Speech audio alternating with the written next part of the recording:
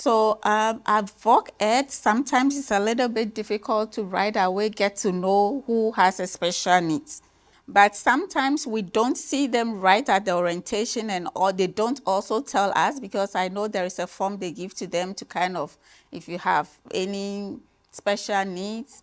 let us know. And when they come in, like I go in with the assistant director or the director to give them orientation also, to let them know that if they have any special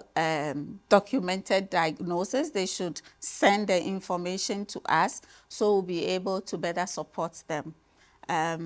So sometimes some of them do, sometimes too they don't do until classes starts, and then the teachers begin to kind of figure them out, and then they will send emails to the administration, then they refer to me, and that's why I come in.